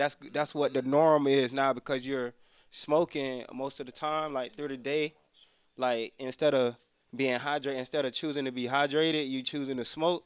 So your body is saying like, okay, this is what the new balance is right here. So I wanna be there. That's why everything feels good when you're there, and everything feels less attractive when you're not there. You get what I'm saying? I also, they say weed is a drug, and it can be and it could be characterized as a drug. However, I do feel like it stands on its own as a medicinal product. Crack, coke, heroin ain't never been the medicinal for nobody. Man, okay? weed is a hormonal not even the balancer, substances that are in those ingredients that are also in real prescriptions. You know what I'm saying? But I cannot escape. None of us can escape. Cocaine came subsidized as a morphine. No. The cocaine plant. And getting into the herbs. The cocaine plant. The actual leaf is used to numb pain and things like that or whatever, right? Substitute. But the stuff they mix it with is some other shit. However, we can't ignore the centuries, with an S, centuries old use of cannabis as a medicinal product. Oh, yeah. Okay? In oil form, all of that stuff. It's healing. It's healing your seizures. It's healing your paralysis. It's healing your cancer. It's healing your pain. It's healing your insomnia. All kind of things. And I can definitely contest, as much as I'm saying, well, you need to prove it to yourself. You can go a little bit without it. I can say being sad, it makes you happy, right? Giving you the best sleep nap of your life. You're not hungry, but it will give you your appetite. All kind of stuff. I started smoking weed real early, like real young. I was like in the single digits and shit. Whoa. Really? Yeah. Wow, I didn't expect that. Who's your mama at? I know y'all was rapping. Y'all wasn't wrapping up no damn toilet paper and putting it in a motherfucking piece of newspaper. He said single. That means and under hiding 10. behind the couch and shit. I know y'all was hiding behind the couch stealing y'all mama's shit. Mama wasn't Smoking a doing piece that. of Bible paper. Don't do that. Don't do that. Go ahead. Keep going, X. Okay, Keep tell us going, more. X. She's a Christian woman, yes. She didn't know. Go ahead. Okay, finish X. Yeah, she found out much later, but yeah, I started smoking weed real early, and it got to the point where it was just like normal to me. Like, Yeah. Smoking weed just normal. Getting high was just normal. It became like like a regular shit, and I never felt like I was addicted though, because there were many times where I had to stop to like get a job, and they're gonna test a nigga. Okay, so I gotta go this much time so it gets out of my system. You didn't have a problem stopping. Your body didn't react to it in a negative way. Oh no, like it sucked that I can't smoke right now, especially when I'm with my friends and they smoking. I'm like, man, it sucks. But like I would refrain still because I wanted to get the job. Yeah. And not only that, sometimes I stop every now and again because I don't like when my tolerance gets really high. Yeah. Because now I gotta smoke more weed to get more high, and then I'm this high now. That okay, I smoke this much, I'm not high no more. Let me roll up again. Like I keep on smoking to get high, and I don't really like that. So when I feel like my tolerance gets really high, I actually like to reset by just not smoking for a while, so my tolerance gets low again, and then I start smoking again. So like I'm used to just stopping and starting and stopping and starting. I never felt like an addiction, but I'm legit at the point where it's like regular. Like some people look at weed like, oh my God, they're smoking weed, but to me it's like normal as fuck. Yeah. Like a cigarette almost, or like a cigarette. Yo, weed is like a cigarette to me. Like better, yeah. But I mean, in terms of how casual it is, like it's as casual as a cigarette to me. It's like whatever. Yeah. That's facts. Yeah. Wait, so what's Me. So that's Me. So Mashari, want to wrap this one up, Mashari? Wrap it up for us. Thank you. Me growing up in a Jamaican ass household. Hey yo. All right, Bumbaclaw. Sorry, my wife's Jamaican. Okay. Yeah. Weed was around me every single day. That was my normal. But also cigarettes were too. My dad would never let me try weed, but he would let me try cigarettes. What? I know. I was like 7. I was like 7, 8. Was it just tobacco or was it a cigarette? An actual cigarette. Oh, wow. Maybe he knew it wasn't addictive. Was it a Marlboro 100? I don't even remember. Nah, that's not a case. Mobby. I bet it was a Marlboro. But he would never let me smoke the weed, but he would let me smoke cigarettes. And Make you smoke the whole carton? He make Not you the smoke the whole whole thing. carton? but a good amount. Too much for a baby. My grandma caught my cousin. Like I remember one time my grandma caught my cousin trying to smoke cigarettes, and she made his ass smoke like 2 or 3 of them. Yeah, I'm not doing that. That's crazy. Ain't no way I'm doing They that. were Newports. No. Yeah. No, but Smoke that whole carton. but And never smoke again. smoking was just a regular thing in my world growing up from early to now. Yeah. But with weed, I started smoking weed on my own late in the game. I was like 21 maybe. But now it's a part of my world. It's my normal. But I do like to take breaks just to test my discipline, to say no. I like to take breaks, not always because I feel like I need one, but just because I feel like I don't want to feel like something has a hold on me. I want to feel like I can get high by myself. I can get high just because I woke up. Like with my mom. Life is beautiful, dog. You take a deep breath, man. You look flush at my nature and shit. That's a different story. I love that. so mad. And so, But this next clip, I would say, kind of goes side by side with weed or drug use, because we live in a world today where it's like a lot of people is going through stuff and they try to self-medicate. So this lady right here, y'all remember the lady from Your Spark? Yep. Yeah, she's real cool lady. She came on to talk about mental health, and in this clip, she was actually talking about how she was in a mental institution. So let's see what this sound like. Couple of times, so I have pretty good experience. The first time I was in there with like people from Harvard, and I was like, wait, yeah, exactly. So that made me kind of switch my thinking to be like, oh, like we all go through it. no matter your socioeconomic background, no matter your race, your sexuality, your gender, like we all go through it. There were like moms in there that were suffering from postpartum depression. I mean, like you see all kinds of people in there. And then there was a time that I was in there where I met the funniest. I mean, these people were hilarious. I don't know, some cases I don't think they were trying to be funny, but I was like, somebody needs to do a show about being in the psych ward, because some of the stuff, this dude escaped the psych ward. They could not find him. And then he came back and he was just talking about like his journey and how he like escaped. And how he went to his brothers. Yo, I was dying. I was like, yo, this is hilarious. So yeah, that's mental health. That is actually so. Yeah, I do. I was in the audience for that one. I met a lady the other day. She was actually my client, and she was a nurse, and she was telling me that her sister's going to school for nursing, and she had an idea of what she wanted to do until she went to go. I think she had like clinicals at a mental health facility, and she was like, yo, I think I want to switch to being a mental health nurse, because she said it was just hilarious, number one. And number two, it was just, just a different environment and a place that she didn't expect to want to be at. But, like this lady's saying, like we all got our everything. We all got our own everything, And I've never been to a psych ward or anything like that, but who knows? I could be one trigger away from being there, Honestly, on your worst day. But ask yourself, on your very, very worst day, you feel like you could be in a mental hospital? Like I need to be here today. There was one time I was going through, like, cause I had a lot of anger issues, and I would always have episodes with my depression where I would have a different mood, and Lamar, shut your ass. Yo, and come on, bro. Yeah, you don't want most to turn up on your ass. But yo, don't let Mos get mad. Okay, go ahead, Mos. Come on, bro. Like literally all night, bro. Come on, bro. But anyway, yeah, like I would always have episodes, and there were times where, cause I went to Lincoln Tech to be a medical assistant, and it's really tough. It's really tough, things that they put you through.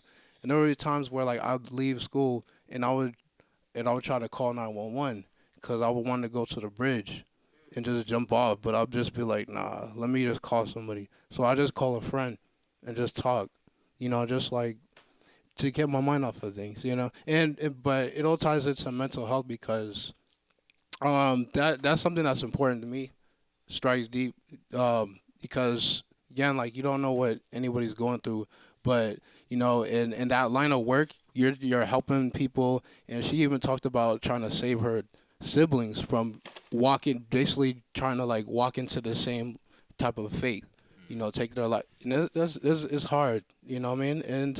And that, and God bless her. God bless anybody who has loved ones trying to, direct them away from that type of, that ordeal.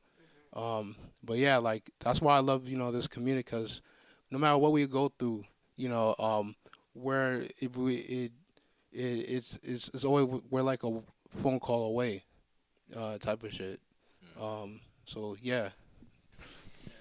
Yeah, that topic, you know what I'm saying? Like it's especially I feel like during the pandemic it kind of exposed a lot. Like people had to sit down and really like go through what was going on internally with them, and that's why this is a unique space, this podcast, you know what I mean? Like, bro,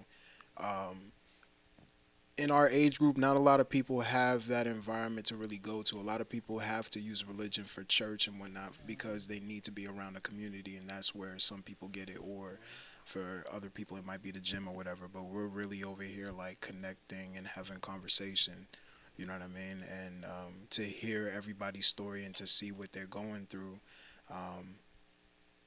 this is a unique, dope space, you know what I mean, where like we're connecting and learning about each other and other people, and hopefully learning or hearing other people's experience to help guide us through what we're going through. You know what I mean?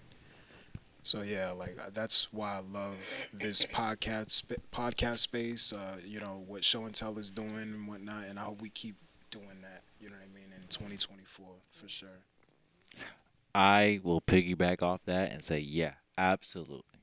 Like, personally, like, I've been trying to kill myself since fucking middle school, my nigga. Didn't work out. So after high school, it was just like, all right, cool, I'm here. I'm a god. I can't die. So I'm just eternal. I'm here for everybody. And I'm here to hear all of it, here to be there for everybody. You know what I mean? Like, just tell you, yo, another day's going to come up. Level up. Let's make this money. You know what I mean? Like that's all we got left. Let's just make this money. You know what I mean? Happiness. Yo, we can get all this happiness. But this money. That's harder than getting money. Who wants to go first? That's harder than getting money. A lot more comfortable, my nigga.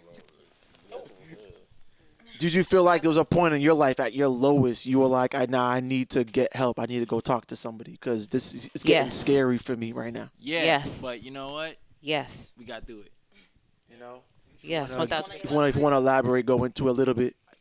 I mean, I've had some really dark times before too, man. Like, I ain't gonna lie. There've been times where I did want to just check out and like not be here no more, because the things I was experiencing and feeling, you know, did feel overwhelming at the time. But I don't know the type of mindset I have. I never went and really talked to nobody about it. Like, I never really attempted to, like, you know, commit suicide, but it was just something I would think about a lot. But something told me that I can't or I shouldn't do that, because if I did, then the story's over. You know what I'm saying? But like, as long as I'm alive, anything is possible. So that's just something that kept me around, or at least kept me from attempting, because I never made like a serious attempt. I used to live kind of reckless, but you know, yeah. But mental health is important, because like trauma is crazy, bro. Like, it's so like widespread. Like, you have no idea. Like, you're going through mad shit, and you go to work or your friends or wherever, to school or wherever, and you try to keep your best face so people don't know that you're going through shit. But little do you know that everybody in the room is doing the same thing. Like, we all been through shit, but we're all smiling. Hey, how are you? They're trying to keep that shit. Like, you know, I don't want you to see that. But, like, dog, this trauma shit is widespread, and a lot of people, like, are, you know, I don't want to say drowning, but, like, just have the head, like, right up here. You know what I'm saying? Like, life is hard for a lot of people. So, yeah, it's very important to keep that in mind when you're, like, talking to people or engaging with people in the community, because you never really know, man. Like, it's crazy. Know. Sometimes the people who, like, just, you know, they ain't here no more, like, they be, like, the happiest people, the coolest people. Like, there's people that I know from, like, growing up, like, in school and stuff, not, like, mad close, but I know them, like, around and stuff. They just stopped coming around, like, what happened to so-and-so? And, like, I found out that they did that, and I'm like, whoa. Because every time they came around, they were mad, happy, and chill, and everybody loved them. And I'm just like, what the fuck? Like, yeah, you never really know, man. It's wild. I was just thinking, I was saying, like, I've never really wanted to harm myself. I feel like I love myself too much. It was never something like I'm mad at myself. But there's been times where I just felt like, you know, I don't want to be here on this earth, waking up doing any of the shit that I'm doing, caring about it. Because when you're really down and you're really low, and you maybe you realize you got to pick up your child, maybe you realize you still got to go to work, maybe you know, and it's like, I don't want to. I don't want to do anything. I don't want anybody bothering me about shit. You just wish you could take a rocket literally and just not be around. But those feelings don't last too long for me. I feel like naturally I'm a person who's very happy-go-lucky. Like, anything horrible, I can find a positive spin on it, a positive way to reflect on it and it never lasts. Those feelings just never last long for me. You know what I mean? I mean, friends and conversation with friends and family help, but I can isolate myself and get my own self out of it. Yeah. It's really just knowing, like, you know, boo-hoo-hoo, all right. You know what I mean? Like, you know, your solution-based. What else? because you're not going to do that. You can't go nowhere. So what the fuck else? So when you're real solution based, I feel like you do kind of wake up, wipe the tears and realize like, all right, well, what the fuck we going to do about it? Because death is not an option. And too many people rely on me. And when I really think about it, I do want to be here. I just want a solution to my problem. And not having a solution to your problem can drive you fucking insane. And I can't imagine all the people who feel like they're trapped, helpless people who can't get out of their situation. So one of the biggest things, like if I ever felt so low, one of the things that get me out of is reflecting on people who are in worse situations than me. Like here I am in my 2-family house that I own, crying about something that's valid to me, right? Until I realize that I'm in my 2-family that I own, and I have food in my fridge, and my heater works, and heat comes out of the motherfucker, and water comes out of my tap. So it doesn't last long. Everybody has their own problems, but there's somebody that has a worse situation than you that will make make your shit look not so bad. And I feel like a lot of times we just need to reflect on that. It could be worse. You're demeaning how I feel. No, but it could be worse, and that's enough to want to try. You know. I think Wait. You rubbing it up? I'm sorry. No, next person. Let me get. And it's interesting how we're just talking about debt because I watched this movie on Netflix. It's called Minds. And it's about like this soldier. There's 2 soldiers, right? They're in the desert. They were trying to assassinate somebody, but long story short, they're in the desert. One of his buddies steps on a mine, blows himself up. He bleeds out, and I think he actually pulls a gun on himself. He kills himself because he's bleeding out. He doesn't want to go through that. So him and the guy, he's left. He steps on a mine. He can't step off the mine because as soon as he steps off the mine, that's over. So he's on the mine for over 24 hours. He has to wait for help to pick him up and all that. He has to fight coyotes at night and crazy. Crazy. Your will to move. Yeah. That's crazy. You can't even take not even like he's putting all types of pressure on his foot. But what's important is there's a guy. What's important is there's a villager. There's a guy. He's walking and he knows exactly where the mines are, but he doesn't care. He's walking like he knows where he's going, but he has faith. And he goes up to the man. He's like, "Yo, why are you here? Why you come to this country? Why you kill us? Why you do this, that, the third?" And then he's like, and the guy just says, "I just gotta go home. Like I need to be here. I don't need to be here." But what he doesn't understand is it doesn't matter what you do. You have to move on. You have to move on. And what the funny thing is, at the end of the movie, right, he steps off the mine, and it was a dud. So he was there this whole time. It was a really good movie. Yeah. And he ended up being saved but yeah, you know what I mean. But it was really good. With me, I never actually even considered thinking about killing me. Like every time I look in the mirror, I love myself, and I appreciate every second I ever took a breath. And I've been in a lot of situations, in my life where I almost lost my life, and I appreciate those moments even more, cause they made, like he said, it made me feel like, what the fuck, I'm sorry, my bad, my brother. This, for the kids too. God bless the kids. But yeah, like, what the hell am I here for? You know what I mean? So now, shit, I live my life for everybody. Like he said, shit, it's all love. My aura is like purple. What that mean? Indigo. What's a purple aura? Like he said. Royal. What's up? No, I got What you got? just quick, a tiny thing. Opposite to what Shay said earlier about not staying there too long. For me, it was a little different because when I was about 7 or 8, I wrote in my diary, my little journal, that I wanted to like get the fuck out of here. Yeah. And that's as early as it's. I feel like I've always throughout my life kind of like carried a broken heart. And so it's always been a struggle to stay here. So it's a little opposite for me, but I'm still here. I don't want to not be here, but it's still hard to be here. Yeah. Yo, I struggle with that. I want to kind of follow up on that and just let everybody here know, like, yo, personally, I appreciate each and every one of y'all.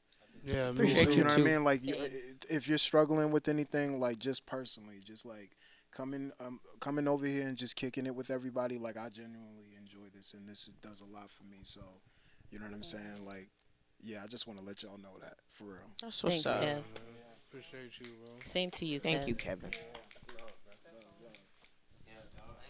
I really appreciate me and all of y'all too. Like, y'all really found a big home. Like, gave me a big home. Like, you know, I've only been up here for a few years now, and like, y'all really brought me in. Like, y'all knew me for years, bro. Yeah. You know what I mean? For real. Don't get me started. Real shit. I ain't gonna lie to you, man. Real shit. Yeah. Y'all make me fuck with Boston for real. Yeah. So that's nice and cool. Shane don't do well with emotions. Nice and cool. Talking about killing themselves. Listen, he caught me red-handed. Gangsters cry too, and it said I'm a Taurus. I'm sensitive, but I'm not a punk. I'll beat your ass in while I'm crying, okay? Right. This nigga trying to keep it moving. But look, But look. With all that being said, you and your birthday just passed. Tata's coming up. We just blessed you at the party, and I just wanted to continue to give you your flowers because honestly, if it wasn't for Shane, none of us would be here. Shane, you are the middleman. Thank you, Shane. Your legs, your love is stretched out, and everybody gravitates to you. And you created this family. You have. You know what I'm saying? I've known you since 2013 or whatever it was, 2012, and I don't know. Yeah. 2015. 2015? Yeah. I had my son in 2014. 2016. 2014. I knew you before, Mom. At the airport, 2014. 2014. I was going to Haiti. 2014. Yeah. Oh, yeah. That's right. That's right. Haiti lit. So, look. Haiti 2014. So, it's about to be 10 years. It's about to be a decade knowing you, right? So many people in my life who I love and cherish, especially like my homeboy Wedley, is met through Shane. You know what I'm trying to say? There's so many people who I forgot that I met through Shane. You know what I'm saying? So I want to thank you and Tata, sincerely. I love you guys because you guys have put this together. I know most is within this triad thing right here. This is very important to all of us. You know what I'm saying? We got the audience. We have people out there who are touched by what we said, and we're touched by each other, and we're touched by you. I feel like you're very selfless. Yeah. You know what I'm trying to say? You literally meet random people and tell them come here, and it's all just to continue this family. You understand? So I appreciate you, and again, I appreciate all of you. Love you guys. Yeah. Love you too, Shay. Love you, Shay. I don't know what to say to that, but you know, I can't. I literally, honestly, nigga, thank you. I don't know what to say to that. I love people. Thank you. I'm capable start off of with, that. but I genuinely mean when I say I can't do this alone. Yeah. So I can't take all the credit. Yeah. I really can't. But I genuinely mean that. I appreciate that a lot. But before we wrap this up, because you know, wrap it up. Before we wrap it up, I say wrap it up. Before. Yeah. ET wrap it I up. like just to go around Campaign. and just be like, what was like your favorite moment, episode, whatever, and what are you hoping for the following year? 2 things. So we could start off like probably with most and go around from there. Can we also Okay. say our handles? Our handles. Yeah, we didn't. I thought So about keep it quick. So keep it quick. Your favorite moment and what are you hoping for next year? Wait, favorite moment? Favorite moment of the year and what are you hoping for next year? Man, my favorite moment, I loved when we had Love, Life, and Legacy. But that was amazing. Yeah. Man, we had this dude. But but yeah, like we had so many artists come through, you know, perform. We had food, we had arts, we had all types of games, and the whole community. We did it literally in the middle of what Roxbury, Dorchester. Crazy, and people was driving by like honking and all that. And next year, what are you hoping for? Man, do that shit again. And more. Okay, who's and next? and collaborations too with other platforms. So, but yeah, go ahead. Favorite moment of the year, and what are you hoping for next year? I mean, I gotta say, man, I gotta just stick my chest out, stand on my 10 toes. I gotta say, one of my most memorable podcasts is when I brought my best friend. Shout out to Netta, all right, Boston Hey, Barbie. Netta. And we had the sexuality podcast, and when I low key came out, I said I was fun. I That like was a fun girls or episode. whatever. She did. She did. What you want to Oh, see? man. All right, and your favorite, and what you hoping for next year? Hold on. Look, it's big for me. You know what I'm saying? Because, I kept it to myself. Hey, now I'm people know. proud of you, Shay. Thank you. I am proud, okay? That's a big deal. I don't necessarily have to be gay or lesbian or be a big part of the LGBT community. I had something that I wasn't going to ever say, and I said it. And I said it to everybody. And it feels good to keep talking about how I feel and who I am, because as you get older, you evolve. And that was a big evolutionary move for me. What I hope, honestly, personally, is continue to be brave enough to talk, because I'm a very reserved person. I like to keep my business to myself, but there is something powerful about just speaking up and speaking out loud and just getting it out there and being confident and brave, like, yeah, and what? You know what I'm saying? This is who I am. And I hope that in the future we can keep having conversations about love, because honestly, I feel like what the world needs now is love, sweet love. And this is the podcast that brings it. Like Kevin said, all these podcasts, the divisive, women versus men, light skin versus dark skin, all this other shit. We're one of the few podcasts who actually want people to come together, and we're having conversations No matter who purposely you are, for what people you to look love like. and support each other and come together. So just more love, more unity. That's what I want to see. Lamar, drop it. Yeah, I'm really happy that you're part of the Coochie Sucking Committee. You know what I mean? Like I'm really proud of that. You know what I mean? We need our ranks and numbers really enlightened. So we're grateful to have you amongst us. You know what I mean? After that, some of my, I guess, any of my favorite moments would have to be any of our events that we had. I love when we have our events. You know what I mean? That's when we get people who've been watching for a while, but they had their little perspectives that they want to push out. Sometimes they get it out there, sometimes they don't, which whatever. You know what I mean? Overall, everyone has a vibe. You know what I mean? Afterwards, when I hit people up afterwards, it's like, I had a good time though. That's always the afterwards response. So more of those, maybe one per quarter. So 4 in total for the year, that would be Next year, ideal. we're about to get lit next year. We're about to get lit. That would be ideal, We're right now stocking at 2, maybe 3 per year, but if we can get to 4 per year, I would be just as satisfied. I feel like our numbers would hit, So, when we get there, I'll be really satisfied. I'll be trying to be more hands-on as well as more participant in all the things that we do per week. It's just I've been very busy with my work schedule and my timing. Having a child that's 5 years old. Cricket, 5 years old. I gotta meet that baby girl. 5 years old. I was in the dark. You know what I mean? I was in the complete and utter dark. Just keeping her off the internet overall. But yeah, overall, she's present. Is just I'm not trying to just have the world have her. I'm trying to That's keep her right. secret but What safe. Drake said. Yeah, you know what I mean. She run her own little circus. Come on. I'm just here just You're- orchestrating the you're whole her thing. employee. Yeah, you know what I mean. She's You the know what I boss. mean. That She part. tell me what she want to do and I just make it happen. That part. But yeah.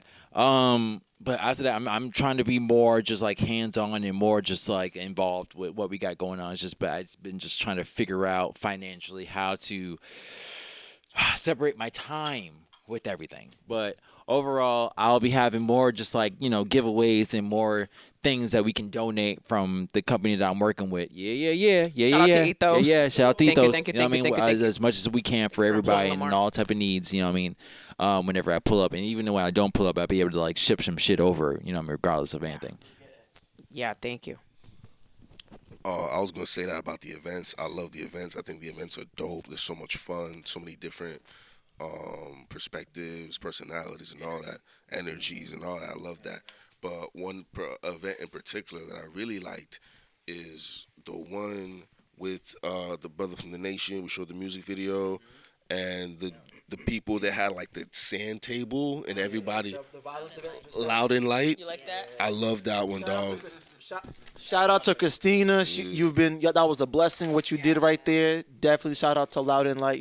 That was so fire, dog. Like I remember when the woman with the crystal bowls came up and we did like that meditation real quick.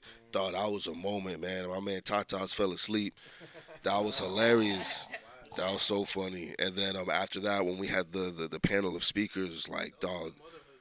Yeah, that was part 2, but like the part 1 where they were talking about like domestic violence and abuse victims and stuff and the resources that's out there. Like I love how they gave resources. You know what I'm saying? They told a lot of stories and a lot of them were like very deep and heartfelt and like it got real emotional that night. You know what I'm saying? They made the guy very emotional, but like I love how they had resources at the end of those stories. So like if you know anybody, these are some numbers you can call. These are some websites you can go to, and da-da-da-da. But, like, that whole day was stimulating as fuck, dog. Like, the other one where they had the thing where you had to write, I am love and I am this, and you had to, like, all these exercises. Yo, that whole day was lit, dog. The whole shit, like, from the beginning to end, nigga, dog. We did a lot of events. Yeah. What are you looking for next year? Oh, yeah. 12 events. Screaming. I was going to say... I just woke up. More events, and more events and more interaction because I feel like social media, a lot of people have things to say, but I like,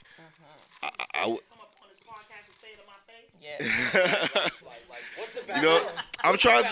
I feel like if we come up with like creative ways for more interaction, because one thing I love about show and tell is how much people have something to say. You know what I'm saying? So I guess that's what I like to see more next year: more events and more interaction, more perspectives. And honestly, more realness and more healing because like what I loved about that last event was like it just felt like a very healing, beautiful vibe. Like we had the conversations, we did the meditation bowls, like dog, like things like that. I feel like it makes us different from what other people are doing because it wasn't about us at all. It was about everybody else, and like I felt like I don't want to say insignificant in the room, but I felt like I was just here. Yeah. You know what I'm saying? I was just here, and there's so much was going on around me, and like it was really really dope. So yeah, more of that. You know what I'm saying? Hell yeah. I would say my favorite moment has to be when my first time here. Yeah. If I did not listen to my gut. Because I really was like, I was looking at mad events. Like, what can I go to? And I chose show and tell, and I was just like, fuck it. My bad. I was just like, fuck it, we ball. And I told my friend Eva, shout out to Eva Davenport. Okay. I was like, yeah, I think I'm gonna go here today. You wanna go? And she was busy that day. And I was like, fuck it, I'm gonna go. Yeah. And I came, and I'm so glad I did. I'm glad you came. I am so glad I did. I am so happy to hear you. I'm so. What a delicious decision. Yeah. It's a great explanation. I'm just really happy that I came and that I listened to myself, and I met all y'all. Like I think that is the highlight of my year. Yeah. The highlight of 2023. Mm-hmm. Me showing up here. And what I'm looking forward to. More divine moments, more expanding myself and being a part of the expansion of Show and Tell Boston, making happy money, following my heart, listening to it, which is hard because I'm logical as fuck, and having fun. Fuck it, we ball. Fuck it, we ball. That's it. Tagline for 2024. Yes, indeed. Delicious. And delicious. Yeah. My favorite moment here, I think it was dope that there was an interview with Tanya, and she won. Yeah, and she won. Yeah. Right after. You know what I mean? I think that was super dope, and that pivot that Show and Tell had in terms of like content and how serious things were getting. I think that was like I personally noticed the pivot in how mature Show and Tell was becoming. You know what I mean? And I felt like that moment right there with that interview and everything, for some reason, that stuck out to me a lot. And what I'm looking forward to in 2024, like, I feel like we could get really creative. You know what I'm saying? Like, I'm looking forward to seeing how, like, our ideas come out in this podcast space. You know what I mean? Like, I feel like everybody's going to dial in a little more and put some actual thought into how we can have these conversations and you know, setting everything up. So that's what I'm looking forward to, creativity. Yeah. Oh man, there's been so many good moments in Show and Tell. Eek. I'd have to say my favorite has been this last quarter, which has been the panels from this summer up until now. Just all of the positive energy, all of the creativity, all of the panels, just the accumulation of everything that has happened and kind of the sum of what we have come to be at the end of 2023. Like Kevin said, we've developed into a more mature podcast. We kind of started out, you know, hosting musicians and artists, and we've ended 2023 with hosting panels and hosting, you know, events. And I think that that's something that, yeah, we maybe could have seen for ourselves, but to actually have made it happen is like a whole nother story. I think that overall it's been really beautiful to have people that, you know, have moved from different places like Cheese, and people that have want to be a part of a community like Mashari, and actually challenging themselves to even show up is huge, you know.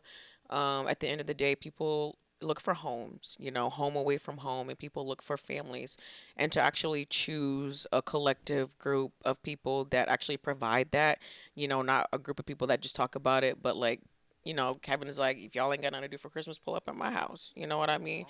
I think that that's really special, and I do not think that there's any other podcast, I could be wrong, out here in Boston that are really doing that. So I'm just really happy to be able to run my mouth and say what I have to say and not be judged, and to feel validated or to not feel validated, and to host a panel and to host a podcast and to just be with my brothers and sisters is just a really rewarding and uplifting feeling. So I said that to say I really can't place my finger on one specific moment. I think that all of them have been special in their own specific way. And I'm looking forward to just doing this in a more elevated, organized, and systematic way in 2024. And I'm just really looking forward to us really, you know, generating income off of what we've been doing for the past 3 years, because we deserve it. You know, we really, really, really, really, truly deserve it. I see the value in us. I know that other people see the value in us. I know that the city of Boston sees the value in us. So all I got to say for 2024 is just let's get it, man. Let's get it. Let's get it. You go first? You got something? Shoot. My favorite moment, there's so many. I'm colored. Okay.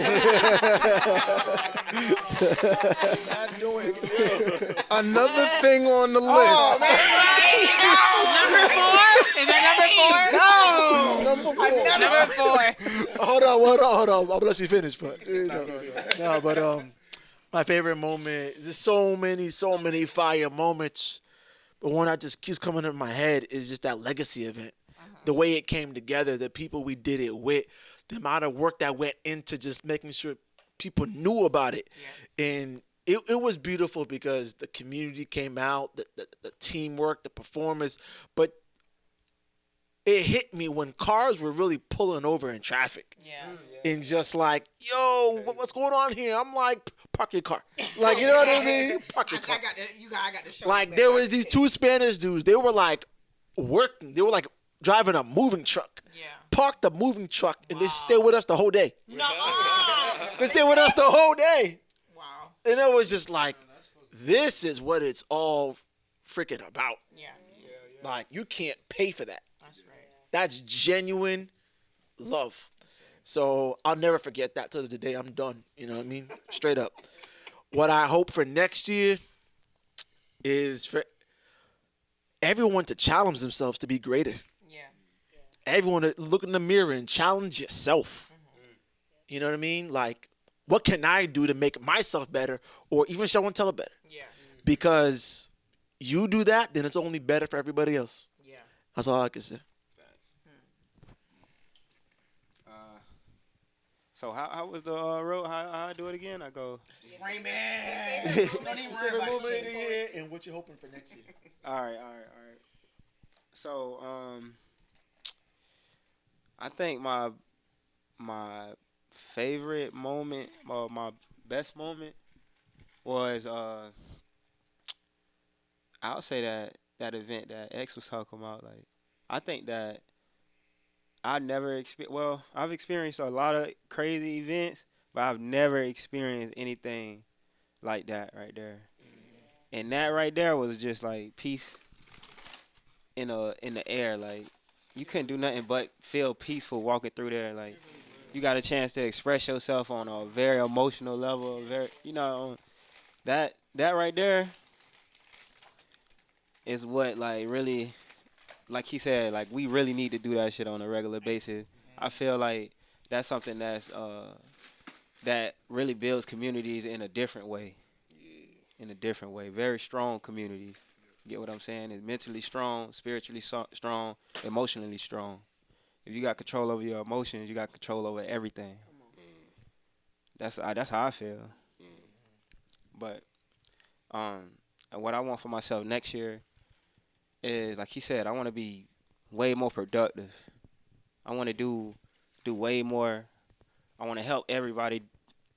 All of y'all, if y'all need help or whatever, just let me know. Like, shit, real shit. I'm on, like, doing everything I need to do next year. And I mean, like, no days off. Let's get it. Yeah, what a night. That's some Virgo shit to say. No doubt. That's some Virgo shit right there. I feel sick. What's one thing that you love most about this year, your favorite moment, and one thing that you're looking forward to next year?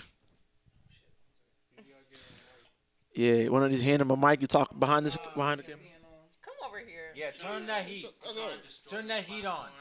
Wait, before you even say a damn thing. All right.